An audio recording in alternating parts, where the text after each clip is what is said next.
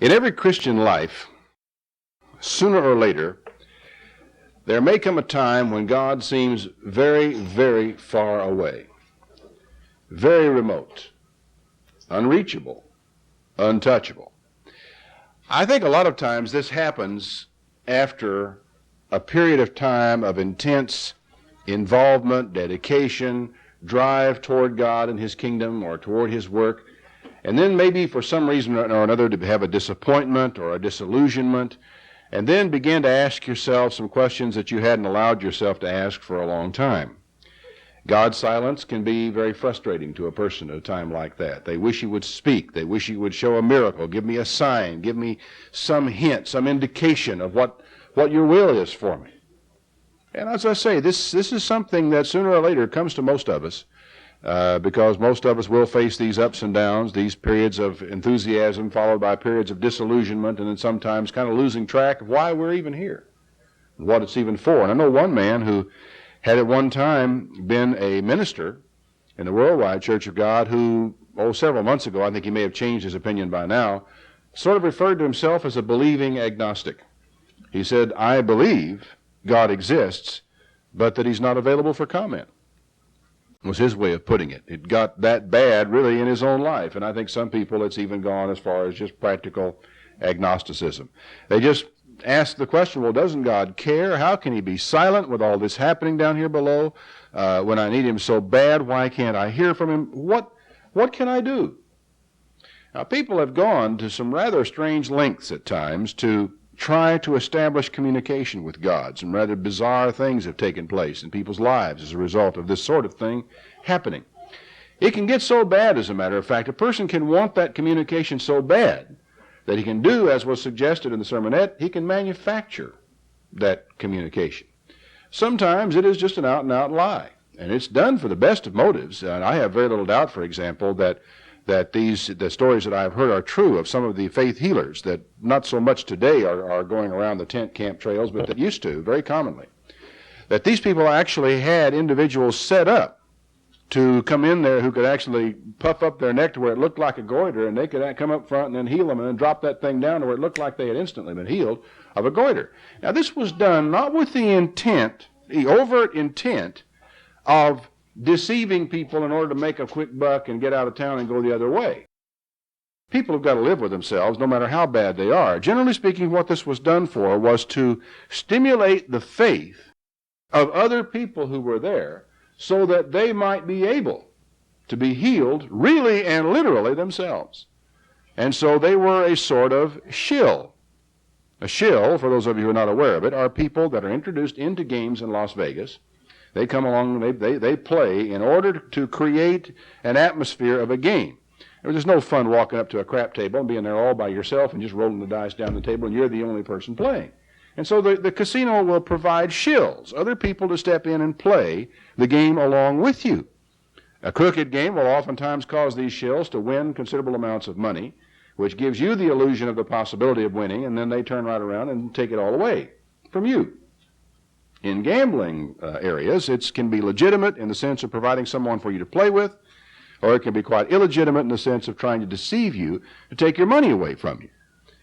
I expect both ostensible uses are also employed in religious organizations. I have been given to understand that, for example, in Billy Graham's campaigns around the country, that his counselors or advisors who are going to speak to people after the services are over are positioned all over the stadium or the auditorium, so that when the invitational hymn is given and he asks people to come forward, there are always, have you ever noticed this when you're watching one of his on television, if you've ever been there? There are always people that the instant the call is made and people stand and the hymn starts, instantly people move out and start down. Now, you would think that a person who was struggling with his conscience and coming to accept Christ would have a moment to stand there and ponder and think and then finally make his decision to step out and come forward for Christ. But I was puzzled at first. I kept seeing here these people just immediately out they come and down to the front they come. And they're all standing down there. Well, what is happening is these people make it much easier. You can picture yourself, for example, standing there and nobody has moved yet. You're looking around and you're thinking, I don't want to go by myself. And so they make it easier for you by a whole group of people coming on down to the front And so you get the feeling that there's something going on here, and I can step out and I'll not be quite so conspicuous, and it'll be easier for me. And it is, again, the religious version of using shills. So there have been some very strange things done to give the impression of a divine answer, a godly response, that God is doing things, He's healing people, He's performing miracles, He's raising the dead, all for the wonderful purpose of making people believe that God can and will communicate with them, that He will act for them, that He will answer their prayers, that He will heal them. And of course, it's all a lie. Oh, I don't know if I'd call it a lie, having all these counselors coming down the aisle in Billy Graham's campaigns, but, it's there, and you need to realize that these things are done, and sometimes with more or less cynicism on the part of some of the people who do them. Others down through history have engaged in lengthy fasts. They've gone on prolonged fasts and gone away into the mountains and tried to establish some sort of contact with God. And sometimes these long fasts, coupled by the intense, all-consuming desire to be in touch with God, their subconscious has done for them what their consciousness could not do. It has created a vision. It has created a contact with God. And some of these mystics have had some of the most incredible visions, some startling things. And if you put them on a polygraph, you hook them up with every sort of detection device known to man and ask them, did this happen, and did this happen? You get the truth, it did. Because as far as their awareness is concerned, it did, where God may have had nothing whatever to do with it at all. It's very easy for you to want something so bad that you can create it yourself and not even realize that you've done it. Some of them become mystics or hermits. Some people decide that their own imagination, what is really, for example, if you get on your knees in prayer and you're talking to God, you're praying, you're asking for an answer to something, okay? You're saying, Lord, should I go take this job or should I not take this job? And then somehow inside of yourself you feel that you should take the job. That's your imagination speaking. Your own mind says, yeah, I think I ought to take that job. That, for some people, becomes God speaking to them. They want God to speak to them so bad that an impression in their own mind becomes, God spoke to me. And I strongly suspect that a prominent television evangelist who claims that God speaks to him from time to time, it's probably just that sort of thing. He goes up into his prayer tower and he prays there for a while and he asks God what God wants him to do, and he says, God, if you want me to do this, and so forth. He gets an impression in his mind. And he gets this thought, his idea. I know I will invite people to send up a letter, and I'll seal that letter in a capsule in the foundation of this building for all those people that send money in to build this building, and so forth. God revealed that to me, that idea that I had. His own imagination is God speaking to him because he wants it so bad. Now, does he really believe that? You'll have to be the judge of that, or really God will have to be the judge of that. I don't really know one way or the other. All I know is how easy it is to believe that it's God speaking to you when it is nothing in the world except your own imagination, your own desires, your own hopes, what you want, your feelings, your desires. You could, if you really want to just have a real good way of going about it, and you're having a hard time making a decision, just pray about it and ask God to show you. If it's heads, I'll do this. If it's tails, I'll do that. Flip a coin. It's just as legitimate as your imagination is. And you believe it or not, you've got a 50-50 chance of being right. And if you don't make a decision at all, you've got no chance to be right. And in most cases, if it's that difficult a decision to make, either way has a lot to say for it, and the chances are you're not going to make a big mistake whichever way you go. So you might as well get your decision made and get on with your life. But it's really interesting, the things that people do. Some people become charismatic in that sense. They go for these organizations where people speak in tongues, and another will interpret, and they assume that is some sort of message from God. I was rather disappointed when I learned that these fellows who had done a study on this took some tape recordings of people speaking in tongues, and they took them around to several people that had the gift of interpretation. And they couldn't even get remotely close from any of the different people who had the gifts of interpretation. None of them agreed as to what the person who was speaking in tongues was saying. And, of course, then when confronted with that, they were not the least bit disturbed. They just said, well, God revealed to me a different meaning to the message. So there's always a way, I suppose. Some people feel that they need a prayer language. The problem I've got is I'm not communicating with God, I guess, because his English isn't good enough. Would that be the problem? Maybe we're not speaking the same language. So if God can give me a prayer language, then I will at last somehow be able to communicate with God, and I'll feel close to God. He won't be so far off. I'll have contact with him.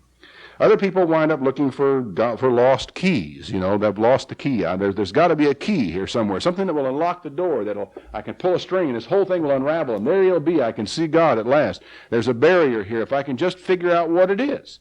And it ranges to all sorts of things, from getting the calendar correctly. We're off on the calendar a month this year, and God doesn't approve of that, so he's very remote from us.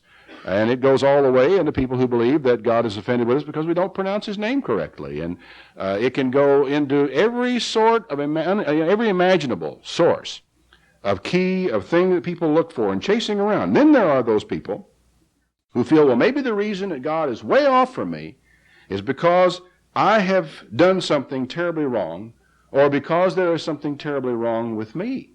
Maybe I have committed the unpardonable sin. I tell you, it's really difficult in dealing with a person or trying to help a person who is in this frame of mind, because for whatever reason, it may have been some great disappointment in their own life, or they may have committed a sin and they've struggled with it and they feel that God is so far away from them that God's not hearing their prayer. And to make them realize that this thing that you did is not unpardonable. What you've got to do is repent of it and trust God, and he'll forgive you of it, and you can put this whole thing back together. But so many people feel that the fact that they have committed a sin, or that God's not hearing them, or that they feel. Now here's another question. Can God hear you when you feel that he does not? Why, certainly. Certainly. The Bible tells us that all of our works are open to him, that we're going to be called into account in the judgment for every idle word that we speak. Then when the idle words that we speak, we don't think God's listening to us at all. They're all being taken down by somebody, be it an angel or the Holy Spirit or by whatever. They're all being taken down, and we're all going to render an account for every idle word that we speak. Therefore, God does hear when we don't necessarily feel that he hears. Our problem, you have to understand, a great deal of the time, is that we are consulting our feelings about our relationship with God. And your feelings are not necessarily the most reliable indicator of God's will or his purpose or your proximity to him or whatever else it is you may be wanting to know about. Your feelings are sometimes very complex in this sort of thing. But nevertheless, we do go casting about and looking for things, and if you look hard enough, sooner or later you're going to find something that you can hang this thing on. I remember back in the 60s, and back in 1967, when Mrs. Herbert Armstrong, Loma D. Armstrong, was ill of the illness whereof she died. She had an intestinal blockage. Nobody knew what it was, really, because she never really submitted to a complete physical examination to determine the nature of the problem. But it was, of course, a serious problem for her. She went to her bed quite sick, and the entire church worldwide was called upon to pray for her, which we all very urgently did because she was very dear to all of us. Well, there was a fast called on her behalf, and we fasted. And then a week later, another fast was called, and we fasted again. And the ministers around headquarters in Pasadena, in England, where I was at the time, we would get together in the morning, I think 2 or 3 times a week, and we would all kneel together around Mr. McNair's office there, and we would pray for Mrs. Armstrong. And we were really reaching out to God, saying, please heal this woman. She is important to the church. She is important to all of us. And we prayed, and we prayed, and we prayed. Well, finally, someone decided that, well, God must be showing us through Mrs. Armstrong, who is Herbert Armstrong's wife, that the church, which is Jesus Christ's bride, is sick, and that the church needs somehow or other to be healed. And so this was the way we were supposed to pray. And what we were all doing is we were casting about, looking about, searching, trying to find something, somewhere or other, that was wrong, that maybe God had focused in on, that we could just, if we would just get this thing right, God would hear our prayers and we'd be close to him again, and she could be healed. And then somebody decided, well, the church was not keeping the Sabbath as well as we should. We ought to be more diligent in keeping the Sabbath. And we were all instructed to give a sermon the following week on keeping the Sabbath, and we were all to be much more diligent in trying to observe the Sabbath. And we did. And the people in the church tried to be more diligent in keeping the Sabbath. And finally, Mrs. Armstrong died. Someone asked me later on, why did God let Mrs. Armstrong die? I just don't understand why God let Mrs. Armstrong die. And I tried to explain to the person, look, you're asking the wrong question. It is appointed unto all men and women to die. Mrs. Armstrong was 75 years old. She died because she was old.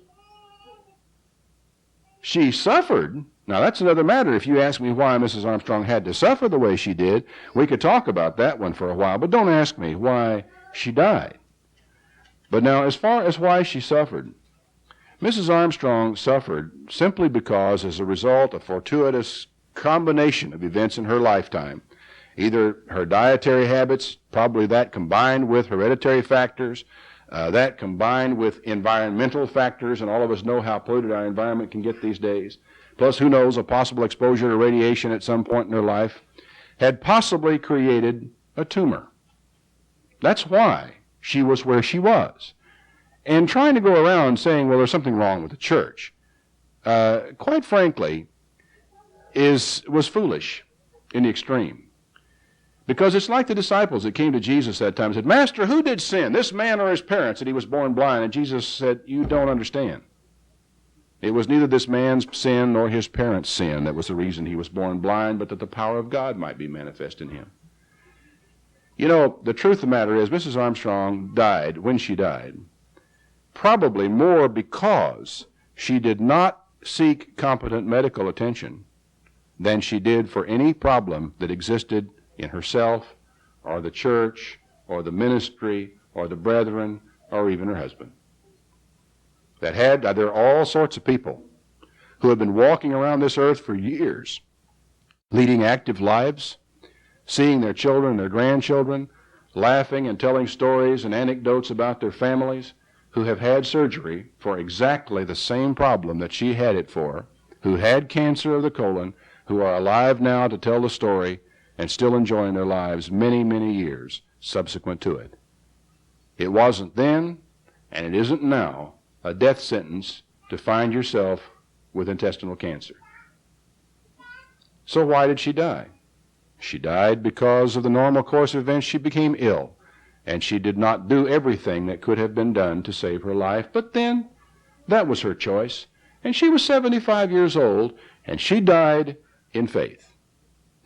The reason I mention the whole incident is that it's so typical of us, men and women, when we have lost our way, to run faster, to try harder, to push more. And it's really strange that we have never been able to learn that that's not where the solution to our problem lies. Is all this really that difficult?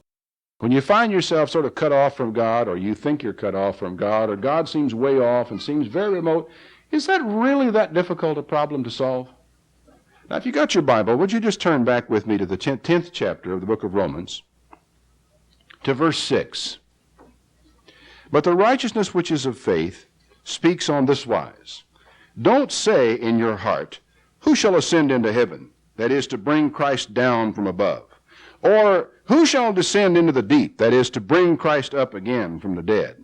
In other words, which of us are able to get busy and go up to heaven and bring Christ down to do his work? And which of us are able to go to the grave and bring him up in the resurrection from the dead? We can't accomplish those things, can we, necessary for our salvation. What does it say?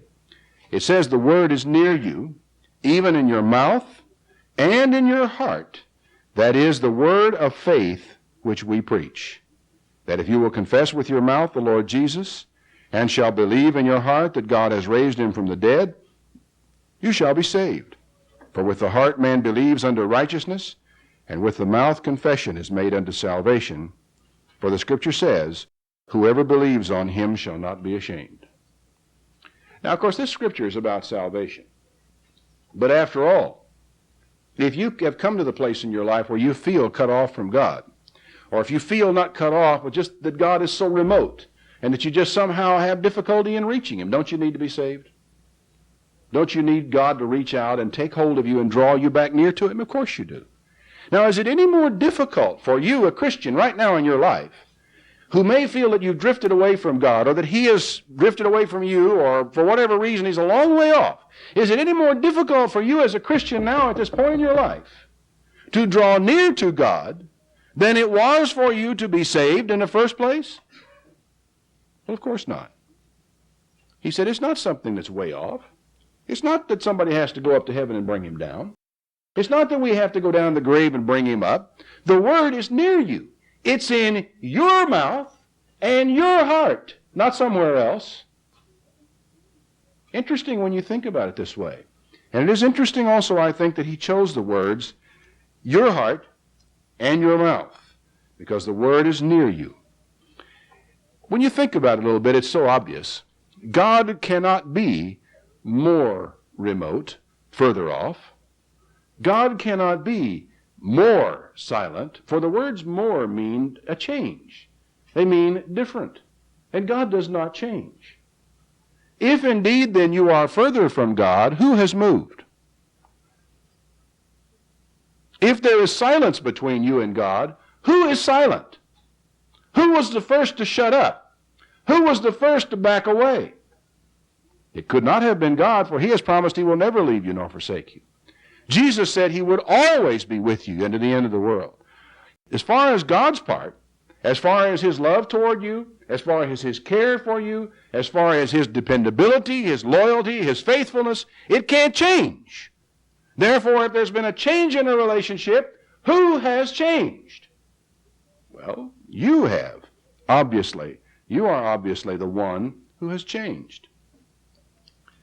It is interesting to me to realize this, and it's so simple when you think about it, that the solution to the problem, when you feel that God is a long way off or that God is silent to you, is simple prayer.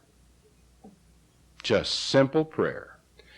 Now I can hear somebody, though, in his heart saying to himself, oh boy, here we go again. The solution to all my problems is to pray. No, I didn't say that.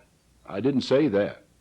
I just said that if God is a long way off from you, the place to begin is with prayer. All that's a matter is of just getting yourself together and taking your body into a private place somewhere and putting your body down on its knees on the floor and praying, beginning to talk to God. For you see, as a Christian, you're not just alone in this deal. The Holy Spirit is there at all times, ready to help you and to give you what you have to communicate with God. At every moment of every hour of every day, Jesus Christ is seated at the right hand of the Father, ready to make intercession for you, to open the door so that when you say the words, my Father, or our Father who art in heaven, it is heard. That quick, that easy, for that contact to be established between you and God. Now, I want you to turn back with me to the 10th Psalm, because we have in the Psalms some of the best, some of the most interesting, and some of the most inspirational illustrations of prayer that you'll ever find. And, of course, when you'd expect, in any large anthology of prayer like this, you would sort of expect to find something that would have something to do with your problem. In the 10th Psalm, David begins by saying, why do you stand afar off, O Lord? Why do you hide yourself in time of trouble? I mean, that question has been asked so many times by so many men down through so many generations of trying to understand, why aren't you here? Okay? You know, that's not a bad place to start. Now, it is grabbing a hold of the wrong end of the stick in this sense of the word. Like I said before, God hasn't gone off. He hasn't moved. But at least if you ask him the question and say, why are you standing afar off, at least somewhere it may occur to you when you do that, well, it's because I'm over here. Maybe that's the reason why God seems so far away, is because of where I am, not because of where he is. But at least you've asked the question. At least you have gone to him and you've said, my Father, why do you stand afar off? Why do you hide yourself in time of trouble? The wicked in his pride does persecute the poor. Let them be taken in the devices they have imagined. For the wicked boasts of his heart's desire, and blesses the covetous whom the Lord hates. The wicked, through the pride of his countenance, will not seek after God. God is not in all of his thoughts. His ways are always grievous. Your judgments are clean out of his sight. As for all of his enemies, he puffs at them. He has said in his heart, I shall not be moved. I shall never be in adversity. His mouth is full of cursing and deceit and fraud, and under his tongue is mischief and vanity. He sits in the lurking places of the village. In the secret places does he murder the innocent. His eyes are privily set against the poor. I guess one of the most common complaints of the righteous man down through all generations has been, why does the wicked prosper? How in the world can God keep silent when this is going on? How can God allow this to happen? How can God allow people to do this to the innocent? You've asked the question probably yourself sometime in your life. Well, you weren't the first.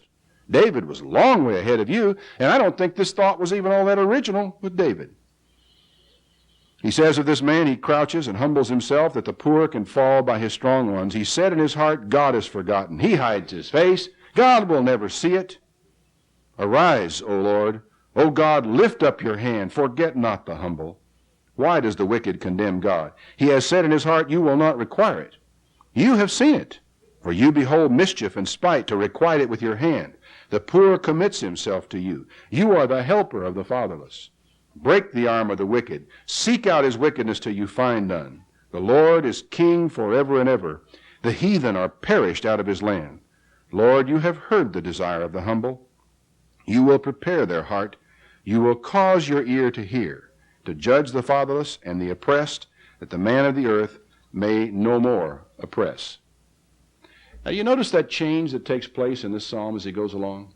He starts off by saying, why are you standing afar off? Why do you hide yourself in time of trouble? And he concludes by saying, you have heard the cry of the humble. You will judge the fatherless and the oppressed. Now, what I ask you changed his attitude. You will find this surprisingly several times as you might find your way through the Psalms. You find them more in the first book of Psalms than you do really in the latter parts of the Psalms, but they're very strong in the book, where a man starts out in the depths of despair, and he's crying out to God, saying, how could you do this to me? What has happened to me? How can I find myself in this circumstance? Oh, Lord, where are you? I can't find you. I lie awake all night long praying, and you don't hear my prayer. And as the song goes on, it makes a transition into hope, and then finally into faith and confidence that God will hear him, that he has heard him, and that he will respond. You will find this in psalm after psalm after psalm. What do they all have in common? They all have in common the fact that the transition from despair to hope took place in the act of prayer. It took place in the act of prayer. For you see, when you actually get on your knees and you begin to talk to God, and you are aware of the fact that you are talking to God, as you make certain statements, you become much more profoundly aware of the significance of that statement. You become acutely aware of the falseness of some of your ideas. The cracks in your reasoning and your logic become apparent, and you find yourself unable to say to God the things that you might say to your friends. It just doesn't work. And the simple act of getting on your knees and talking to God and telling him how you feel and asking him why he hasn't done anything about it, it's legitimate. Lord, why haven't you done something about this? Is a legitimate question. Although it's hard to say it that way when you're talking to him. It's just in the same sort of a vein as the breach that sometimes takes place between friends. And it gets to where we can't talk to each other, and neither one of us will call the other, and we don't want to even see the other person along the way, and you start thinking bad things about the person, and you start saying bad things about the person to third parties.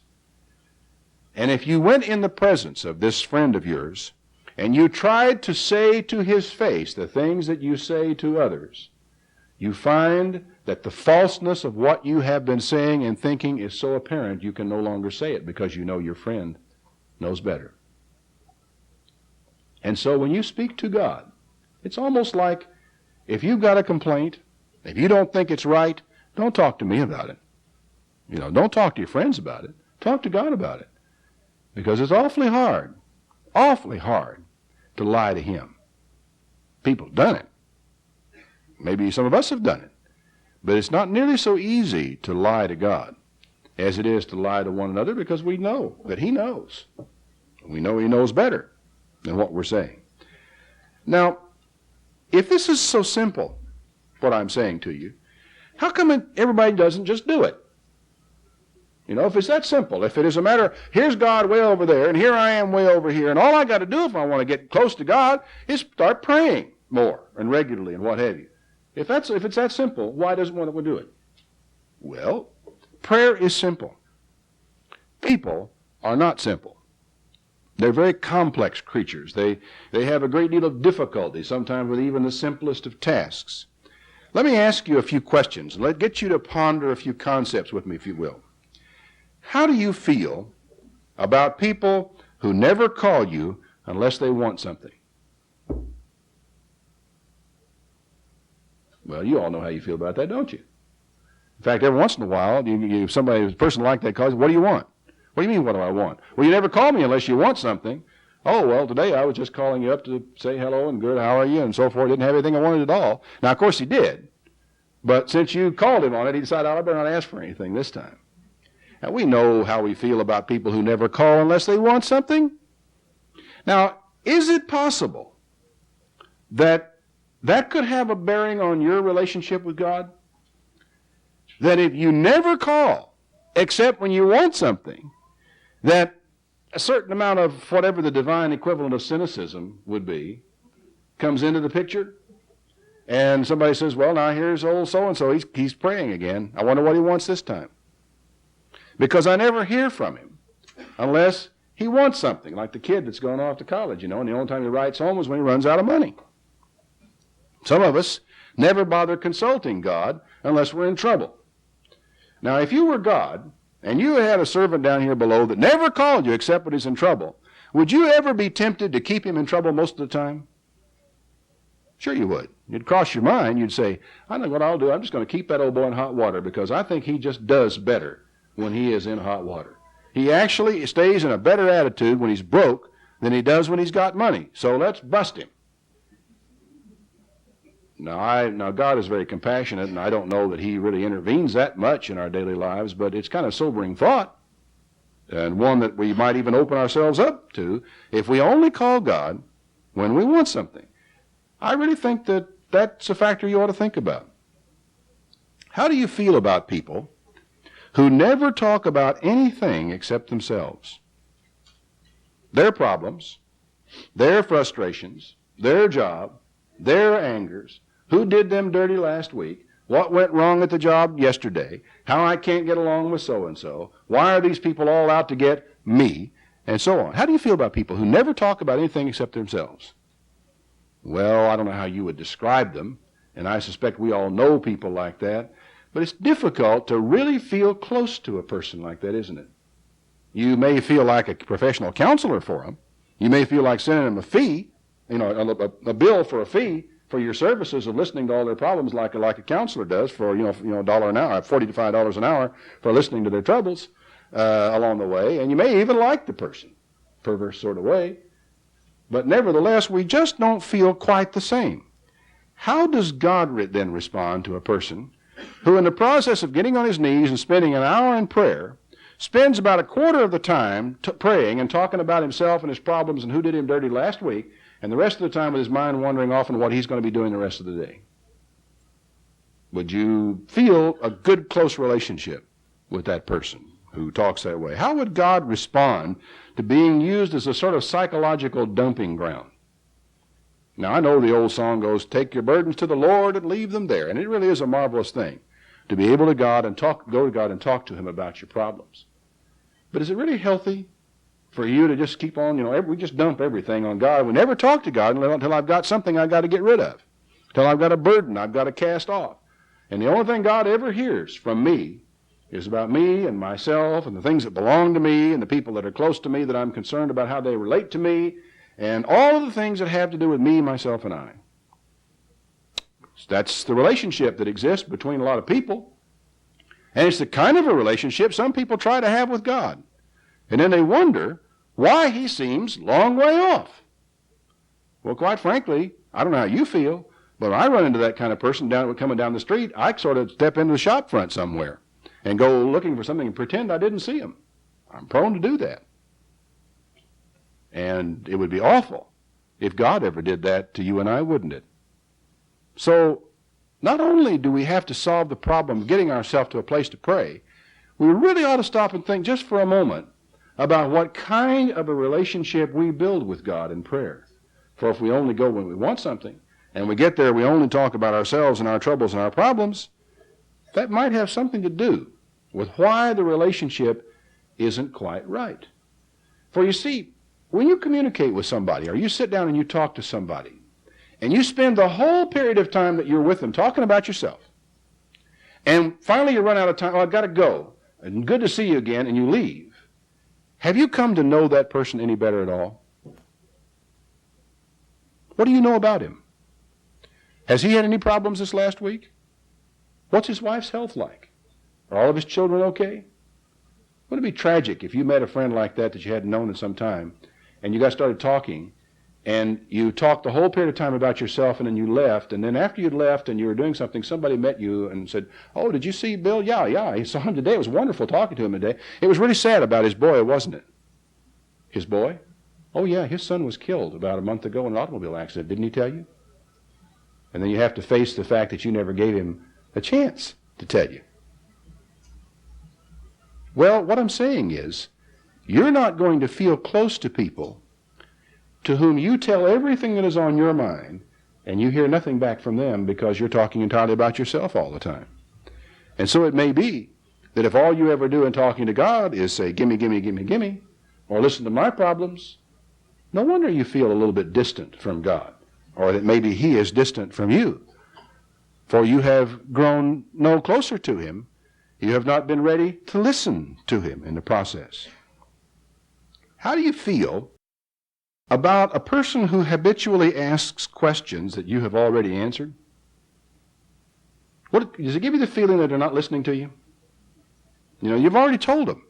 And then they ask you the question, and then you answer it. And then sometimes people, you know, they ask you again later on, and you answer it again. And you do get this feeling, I'm not sure that boy's listening to me. Either that or there's some brain cells that are not properly hooked up. Now, if you think about this for a moment, if you're talking to somebody who is not serious enough about you and what you believe, and they're inquiring into some subject, and they are not serious enough about it to have read something that you have written and published on the subject, would you really conclude that they're a serious inquirer? Why should God take you seriously if you come to him in prayer to ask him about questions that he has long ago answered in the Bible? How would you feel? Well, I don't, you know, you'd get the feeling, boy, does this fellow really want to know, or does he even care? Or is he just coming to me to be talking? Interesting experience I had with a lady not too long ago who was not in the church, but a friend, old friend, who was, we were visiting, and after she'd talked for quite a little while, she finally sort of got around to asking what I would kind of call was the obligatory question about us. You know, well, how are things going with your church down there in Tyler and things you're doing? We chatted about it very briefly. And I forget what got me over into it, but I had reason to ask her because she seemed to be laboring under a false impression regarding the way I felt about women. And I said, well, did you read my booklet, The Christian Woman? I sent you a copy. She said, well, I skimmed it. I said, well, what did you think? Well, it was pretty much what I expected it to be. And I said, well, what did you expect it to be? Well, I mean, she told me, I forget exactly her words, but it was very clear that she did not understand at all the basic premise of what I was trying to say in the book. Now, how do you think I felt about continuing to discuss the matter with her at that point in time? I felt, she's not interested in this subject. She's asking because it is the thing to do. And so I will just make pleasantries with her, and we'll pass on to something else, and we'll get back to what she wants to talk about, which we did shortly. Now, you all know people like that, don't you? I mean, we all encounter people like that. They come along to a certain place. Oh, yes, by the way, I've got to ask about your family. How is your children? How's Susie? How's Joe? And so forth. You ask about it, and then we get back on to whatever else it is that I might want to be talking about along the way. Well, you know, really, I think God has reason to be aggravated with us if we come to him asking him questions we haven't even read his book. You know, he's given us all this material. He's given all this stuff to study. He's given us the Holy Spirit that can help us to grow in understanding and knowledge. And we keep coming back to him with the same old tired questions about things that he figures we ought to know better than those questions. How do you feel about people who go on and on and on and on and on?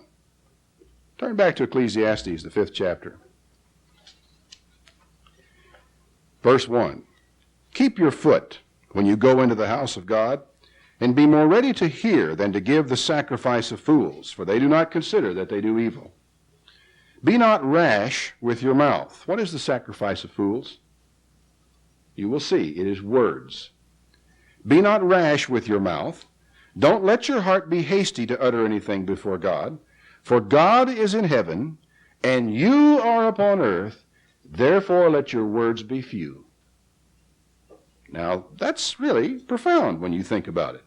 It says, for a dream comes through a multitude of business. You've been working too hard, you're busy with a lot of things on your mind, you dream at night about it. And a fool's voice is known by a multitude of words. It's how you recognize them. They go on, and on, and on, and on. It's an incredible thing. Now, of course, he's also talking about this thing about letting your words be few, about vows, because he says when you make a vow, don't defer to pay it. God has no pleasure in fools. Pay what you have vowed. It's better that you should not vow than vow and not pay. But the point is that sometimes we go on and on and on and say a bunch of words, and they really aren't making just a whole lot of progress as far as any sort of communication with God. There's nothing in the world wrong with you if you, in the course of praying and talking to God, find yourself falling silent for a period of time and just thinking. Falling silent and just thinking. I don't know if you realize it or not, but that is meditation. It's when you are praying, and when you find yourself at a moment with nothing to say, and you stay where you are, and you just think about what you said, and about what the Bible says, and about God. This is pleasing to Him. For really, it is at a time like that that He is able to communicate with you. It's subtle. And I would hate to see any of us starting to think, well, that's my imagination is actually what God is speaking to me, and all it is your imagination. But the truth is that a lot of the answers that come to you, a lot of things that come crystal clear to you, can come to you at those moments of silence when you are with God. In one sense of the word, I think God allows your mind to open up and allows you to see down into your own heart into what really is right and what ought to be done. And it is your mind that is speaking. But it's happening because of the communication with God and because you are with Him. And, of course, those things need to be tested by common sense and events and circumstances and by a multitude of counsel. But nevertheless, those moments of time of quietness with God can be extremely important. So it isn't just a matter of going on and on and on. Now, there are times when a person should spend a lot of time in prayer. There are times whenever a full hour, and where Jesus prayed all night on one occasion, and He rebuked His disciples on the night before His crucifixion for not being able to pray a full hour with Him at that particular point in time. And so there are times for a lot of time to be spent in prayer. But I want to tell you something, and I want to make it abundantly clear to all of us. What you say, your attitude toward God, the seriousness of your thought, the directness of your conversation with Him is a whole lot more important than the number of words or the time you spend. You'll know whether you're spending enough time with God or not. Nobody has to tell you to take a stopwatch into the prayer closet or use an alarm clock or anything else of the sort to pray with most of your life. Maybe somewhere along your life you're going to need the discipline. Maybe you're going to need it to establish a habit pattern. But the truth of the matter is, who wants to talk to somebody who's forcing themselves to make conversation? How much real progress do you make in that kind of a situation? Oh, to be sure, there will come a time in your life when you're going to have to force yourself to make that first step. But still, if you come to the place to where you say, God's over there, and I'm over here, and I'm not happy with that relationship, you're ready. You're ready to go to a private place and get on your knees and talk to your God. How do you feel about people who speak in platitudes, cliches, other people's words? They say the same thing that everybody else is saying. You feel, well, where is the real person here? Would a real man stand up in this guy? You can obviously tell when there are people who are thinkers and people who are repeaters. And the problem, I'm afraid, with some of us when we get into the prayer closet with God, we are repeaters. And we use platitudes and we use cliches and we toss out the same old phraseology that we've always used and heard other people use. Whereas what God wants you to do is to shut up a minute and think and then speak what is on your mind, if any. This is the time for communication of you with God, not just repeating what somebody else has said. Who show no interest in you except out of duty.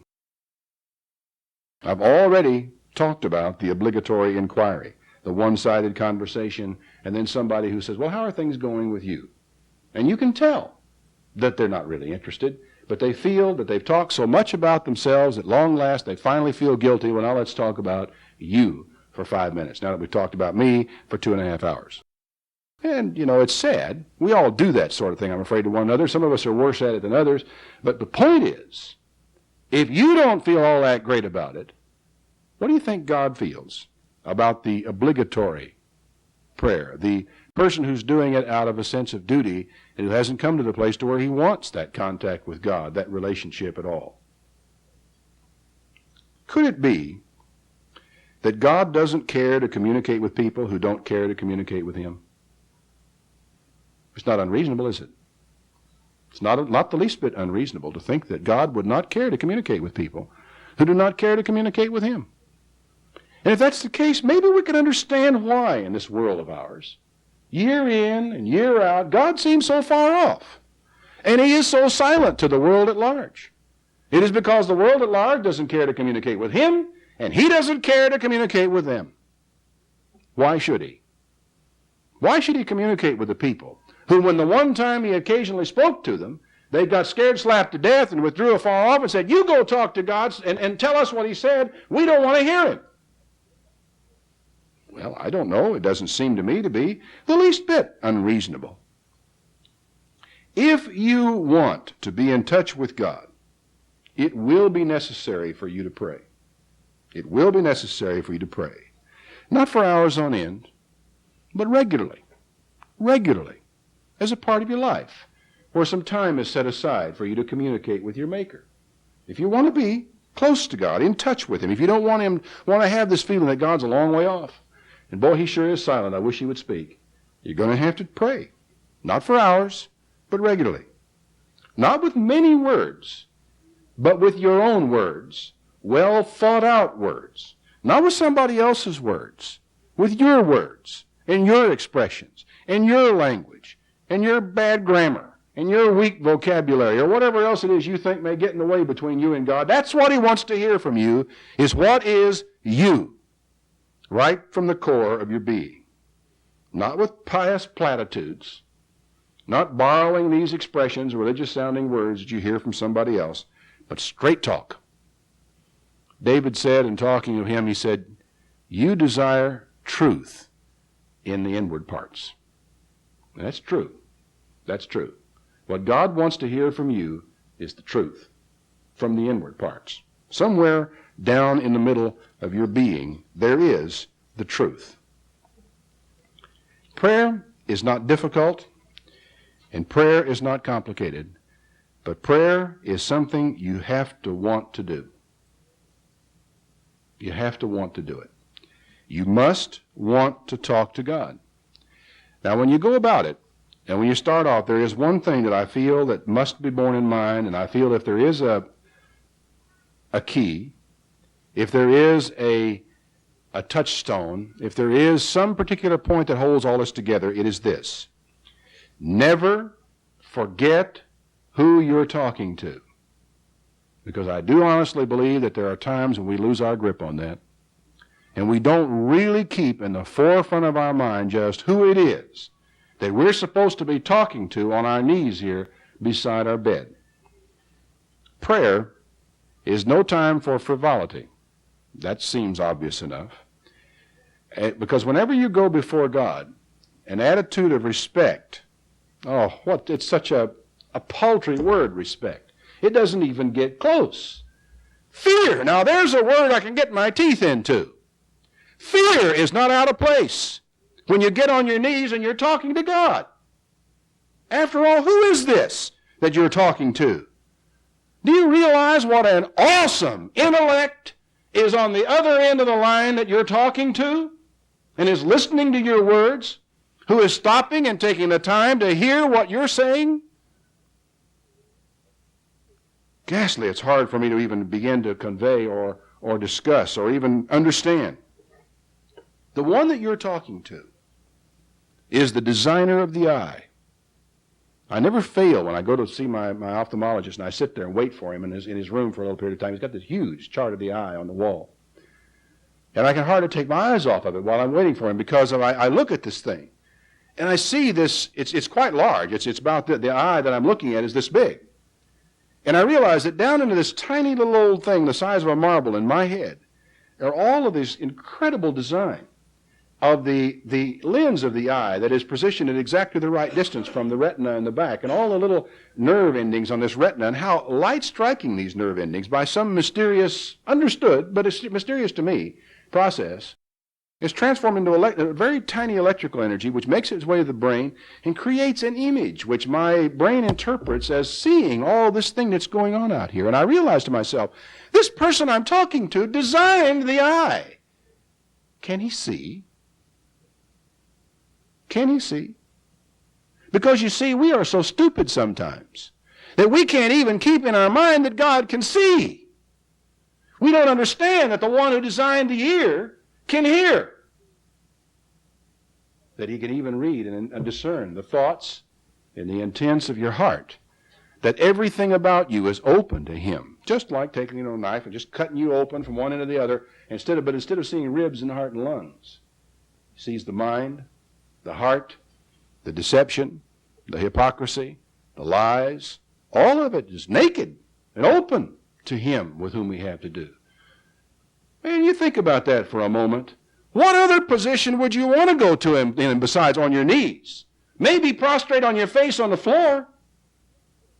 But I sometimes feel that we go to God in a casual, offhand way. And I hear of a minister who walks out to the curb and says, Lord, get me a taxi. Words fail me. Words fail me. Where is the fear of this awesome intellect? If I came into the I've been with some brilliant people in my lifetime. And I go and I sit down and I talk with these people and I find myself absolutely tongue-tied. I find myself almost unable to speak. I find myself so overwhelmed in the presence of a powerful human intellect. And then I think of the mind of God. No, I think it's appropriate that I get on my knees when I pray. And I think it's appropriate that I not just slouch all over my bed or be sloppy in my demeanor, my posture, or anything about me when I come into the presence of my God. God doesn't have to be somewhere a long way off. But when you do get close, you do need to realize who it is that you are talking to. And respect doesn't get close. Fear gets close to what you and I should feel as we come into the presence of God. No, not the fear of being harmed, not the human fear of danger. This fear of God is something greater than all of that put together. It's awesome.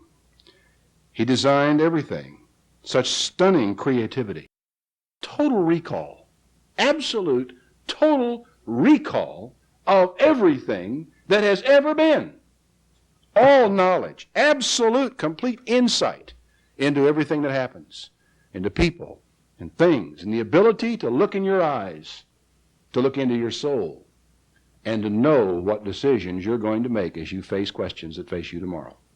Oh, not because he makes you do it, but because of his insight, the total grasp of you and what you are and what you can be and what you ought to be. When you come into his presence, you're not just speaking to this incredible intellect. You are talking to unlimited power. The person you're talking to can stop the earth in its rotation on its axis, where it is, and not even disrupt a thing when he does it. You and I try to stop our car too fast and everything's all over everything. He can stop the earth. He can suspend the law of inertia. It could stop out there right now. Somebody could be surprised to see suddenly it's 8 o'clock this evening and the sun hasn't gone down. It hasn't even close to the horizon yet. He's done it before. He can do it again. He can cause the sun to move backward on a sundial on the ground. Why did he do it? Did he do it by moving the earth and rotating it backwards? Or did he do it by refraction of the light? What did he do? I don't know what he did. I am just stunned by the fact that he can do it. And that he could blow my light out like blowing out a candle if he chose to do it. It does seem advisable to speak respectfully to that person, doesn't it? With that kind of power. And it also seems logical to think twice before you ask him to do some stupid thing you want done. It seems you ought to think twice before you ask him to chastise your enemies. At least ponder what you're doing when you call upon that sort of power. The kind of power that not only could just blow my life out like a candle, he could blow out the sun the same way. It's frightening. I think, as I said, it's a small thing. I wonder, we should approach God on our knees. What's he like?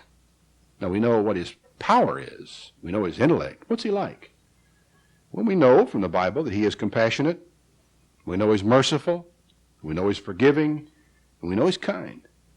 And with that kind of mind and with that kind of power, it's a good thing. It's a good thing. There are, however, a few things that God does not like. There are some.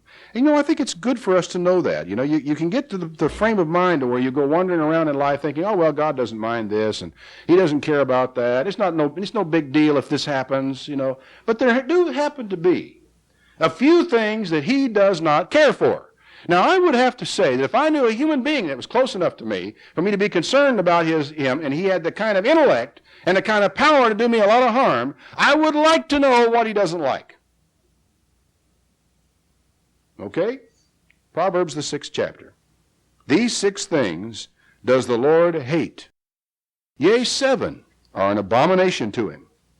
A proud look. Right there could have a great deal to do with why it is sometimes you feel God is a long way off. Because you get a bit uppity, a bit arrogant in your dealings with other people, in your attitude about yourself, a little bit too impressed with your own ability or whatever it is you think you have. Ego is the ultimate barrier between man and God. It is the one thing that just seems to tear the whole relationship apart immediately. He hates a proud look. He hates a lying tongue, even when the tongue is lying in defense of the truth. Hates it. He hates hands that shed innocent blood. He hates a heart that devises wicked imagination. He hates feet that are swift in running to mischief. He hates a false witness that speaks lies, and he hates the person that sows discord among brethren. Now, that's worth keeping in mind, isn't it? When you think about God, and you think about that intellect, you think about that power, and you think about the compassion, and you yearn for the mercy, do keep in mind that there are some things that he doesn't like. God is contemptuous of dishonesty or hypocrisy in all forms. So prayer is no place for dishonesty, hypocrisy, or pretense, is it? So it's worth giving a little thought to truth in the inward parts before you open your mouth in prayer. When you go into your prayer closet or you go to your bedroom and you kneel down there, you don't have to say anything right away. You don't have to just open your mouth or your mind and immediately start talking to God the instant you get on your knees. You can stay there for 5 minutes and think about what it is you're going to say, can't you, before you start? And remind yourself that God hates dishonesty and he abhors hypocrisy. And if you're going to get anywhere in this prayer, it's going to be truth in the inward parts. A few words spoken from the heart with truth after a little time of thinking about it can have a great deal more impact than words and words and more words spoken over an hour by the clock that are nothing but words, and we have still not gotten down to the heart and the core of the man. God sees straight through every form of pretense that you and I can advance. And so really, it's silly to not be honest with him in prayer. When you go to God, there's nothing in the world wrong with saying, Father, I just don't know. I really don't know. There's nothing wrong with saying, Father, I probably do know, but I'm not allowing myself to admit to myself that I know. There's nothing wrong with getting to God on your knees and saying, Father, I was wrong, dead wrong. I don't know how I could have done such a stupid thing. I sinned. Sometimes that's hard to do with people. There's no reason for it to be hard to do with God, but believe it or not, it is. You think, oh, no, I can do that. I've done that lots of times. Sure you have. How many times have you not done it? How many times have you not done it? Oh, well, then maybe we ought to be aware of the fact that there is not altogether without reason that we feel that God sometimes is a long way off from us. God takes great pleasure in people who trust Him, people who believe Him, and people who obey Him. It gives Him a tremendous satisfaction to know that you've really got confidence in Him. Now that shouldn't come as any surprise either, shouldn't it? Don't you feel good about it when people trust you? When they've got confidence in you? Isn't it a terrible thing to know that you have destroyed that confidence that somebody else has in you? Oh, we human beings, we live that way. God never does anything to destroy our confidence, and yet there are times when we don't trust Him. And that lack of trust builds a barrier in the relationship that we might otherwise be able to have with Him. Now, as I said, He doesn't like some things, and He is contemptuous of dishonesty, and He sees straight through any kind of pretense. But He really enjoys people who trust Him, people who believe Him, and people who will do what He says do. He gets a great deal of pleasure out of that. He enjoys people who share His interests, who share His plans, who share His values, who share His goals. Don't we all? Your interest in God's goals, what He's trying to accomplish and where He's going, His plan, your interest in what He is trying to do with other people, your concern about His set of values that He's tried to communicate to men the best way you can communicate from a superior mind to an inferior one, your interest in that is something which establishes a bond between you and God. He says, all right, this person is interested. And he does have some confidence in me. He's got a little ways to go yet, but after all, he's just a child, and he's just learning, and he's trying to get it in hand. I'll help this fellow. It's peculiar to realize, but there are people on the face of this earth that God has an affection for more than others. Abraham, we are told, was a friend of God. Not everybody wasn't. Not everybody. God enjoyed that man. He enjoyed talking to him. He enjoyed spending time with him. He enjoyed eating with him. Jesus Christ had a favorite among all the apostles, and that seems so out of character with Him, doesn't it? But there is one that they all recognized was that disciple whom Jesus loved. What are those things made out of? Well, basically the closeness to God is made out of the same sort of fabric that the best and the highest of closest human relationships are made. Shared interests, shared goals, trust, belief, confidence, same sort of things. We like people who trust us and share the same interest in the same things that we share. The next time God seems far away from you, set aside some time for prayer, for some straight talk with the most interesting mind in the entire universe. But be aware of one thing. He will want to know if you've read His book.